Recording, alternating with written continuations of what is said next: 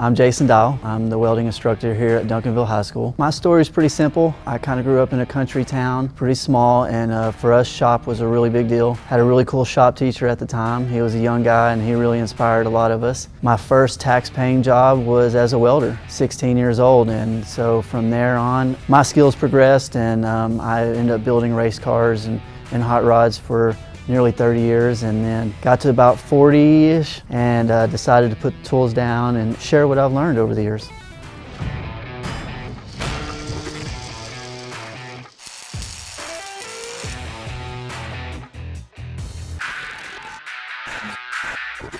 So when I hear the word blue-collar worker, it may sound cliche, but I think of the backbone of America. These are the guys who built the bridges, built the railroads, built the house that you're living in, plumbed the house you're living in. So for me, these are some of the most important people in America, if not the most important, because we wouldn't exist without these blue-collar workers. One of the exciting things about seeing the progression of my students is from the time they're in Welding 1, which would be their sophomore year, and they actually get out in the shop, and we first introduce them to oxyacetylene and the various parts of welding, and then just watching them progress. Truthfully, most of them progress on their own, and they get to a point where they're asking a lot of questions and they get excited about it, and that's really the real reward, is when they come to me with the questions and I get to showcase my skill set and then they get excited about it. It's obviously really encouraging to have students graduate and then I get a text message or they come back up here to visit. One of my students who just graduated last year went straight to a trade school, and he texts me and says, "Guess what, Mr. Dial? The first number of my hourly pay already begins with a 3. So he was very excited to already be making $30-something an hour, and he's been out of school less than 6 months. That's really the biggest reward. And then obviously when some of these kids get out there on the pipeline or whatnot, then they come back in a year or two and they're driving a nicer truck than me. That's pretty rewarding.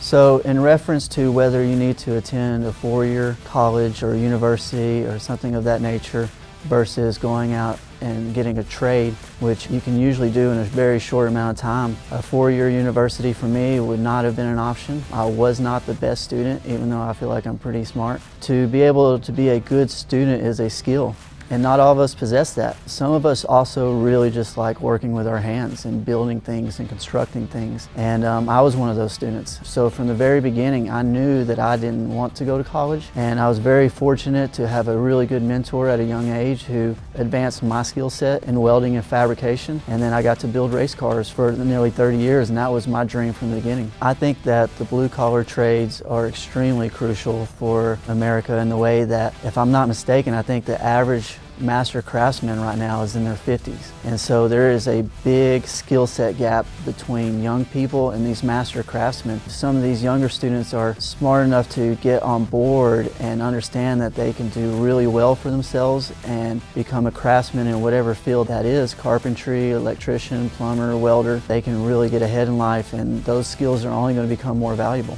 So my advice for a young person, postgraduate, who is maybe not excited about a 4-year university or hasn't really picked a career, I like to tell my students, what do you like? Pick something. Pick something and take off in that direction, because even if it spearheads off into different directions, you've chosen something. And if you don't choose something, that choice will be made for you, and you're not going to like that choice.